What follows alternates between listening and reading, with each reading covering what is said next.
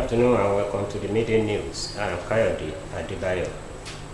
Minister of State for Petroleum Resources, Senator Adeleke, has called on the international community, particularly the global north, to recognize Africa's crucial role in the world's energy landscape.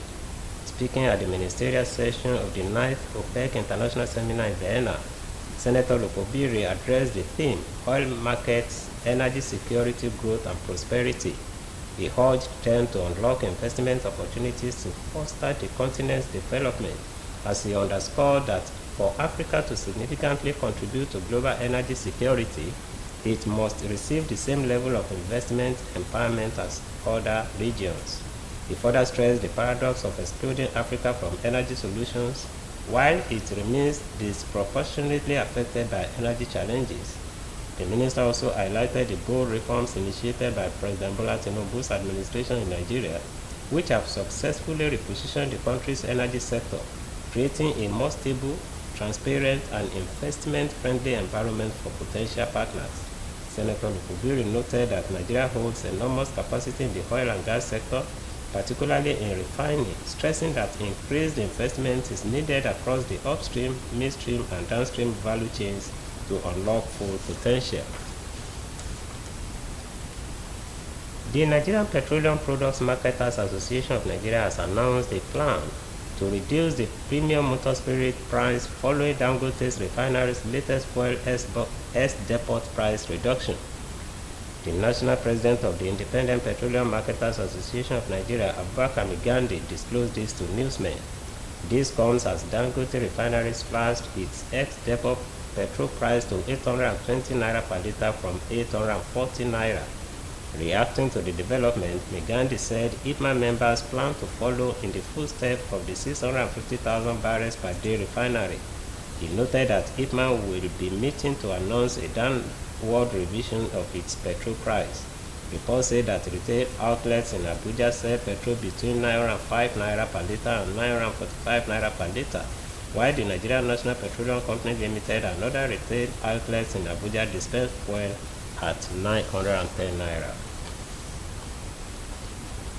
Residents in floodplains across 20 states have begun relocating following a recent warning of impending floods in the state by the Nigerian Meteorological Agency. In its July flood alert release, NIMET listed Sokoto, Lagos, Edo, Benue, Yobe, Bayelsa, Jigawa, Delta, Cross River, Kaduna, Ondo, Adamawa, and Nasarawa among the states likely to experience flash floods due to imminent heavy rainfall in the coming months. The agency urged residents in the affected areas to relocate where necessary, clean drainage system, prepare emergency kits, turn off electricity and gas during flooding, reinforce mudslide prevention efforts, and promote community awareness. It was learned that despite over 620 billion naira in ecological funds accruing to state governments from 2012 to date, responses from the subnationals have consistently fallen short of expectations, making flood disasters a recurring national tragedy. Findings indicated that following NIMET's recent flood alerts, some residents in the affected states have begun relocating from floodplains as advised. Some parts of Lagos, one of the high-risk states, experienced flash flooding earlier in the week, while the state government attributed the situation to rising tide levels from the Atlantic Ocean and the Lagos Lagoon, adding that emergency response and drainage maintenance teams were on ground, actively monitoring the situation to minimize any prolonged destruction. And now to sports. Team Nigeria has officially released its squad list ahead of the forthcoming Third African Under-18 Under-20 Athletics Championship set to take place in Abeokuta, Ogun State from July 16 to 28. A total of 96 athletes will don the green and white colors across both categories, as the Under-18 girls team will feature 18 athletes, while 24 female athletes will compete in the Under-20 women's division.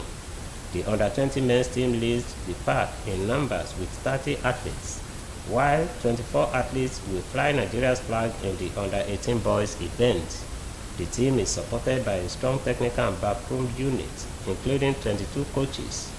8 medical personnel, and 8 additional staff comprising a team psychologist, physiotherapist, a team secretary, media personnel, and logistic coordinators. As part of final preparations, Nigeria's sprint relay team of Luzin Wakwo, Success Oyibo, Anita Itoan, and Chika Bakwe joined forces at the recent AFN Dynamic Athletes Meet, using the opportunity to sharpen their batting exchanges and race coordination ahead of the Continental Championship. Speaking ahead of the event, officials noted that all athletes have undergone rigorous training camps and performance assessment to maintain Nigeria's dominance on the continental stage. Now on the foreign scene, Turkish President Recep Tayyip Erdogan hosted Somali President Hassan Sheikh Mahmoud in Ankara on Friday for a high-level meeting focused on strengthening bilateral relations, particularly in the areas of counterterrorism and regional cooperation. According to a statement released by Turkey's Communication Directorate, the talks were held behind closed doors at the presidential complex. The meeting comes as tensions between Somalia and Ethiopia escalate as mediation efforts over a controversial port access agreement stall. The talks, brokered by Turkey since February last year, aim to resolve a dispute triggered by a deal signed on January 2024 between Ethiopia and the self-declared Republic of Somaliland. Under the agreement, Ethiopia would gain access to a 20-kilometer stretch of Somaliland's coastline, while Somaliland will receive support for its long-sought international recognition in exchange. Somalia, which considers Somaliland part of its territory, strongly opposes the deal, calling it a violation of its sovereignty. Still on the foreign scene, preliminary investigation reports said fuel control switches for the engines of an Air India flight that crashed last month were moved from the run to the cutoff position moments before impact, starving both engines of fuel. The reports issued by India's Aircraft Accident Investigation Bureau also indicated that both pilots were confused over the change to the switch setting, which caused a loss of engine thrust shortly after takeoff. The Air India flight, a Boeing 787-8 Dreamliner, crashed on June 12 and killed at least 260 people, including 19 on the ground in the northwestern city of Ahmedabad. The plane was carrying 230 passengers, 169 Indians, 53 British, 7 Portuguese, and a Canadian, along with 12 crew members. According to the report, the flight lasted around 30 seconds between takeoff and crash, saying that once the aircraft achieved its top recorded speed, the Engine 1 and Engine 2 fuel cutoff switches transitioned from run to cutoff position, one after another, within a second.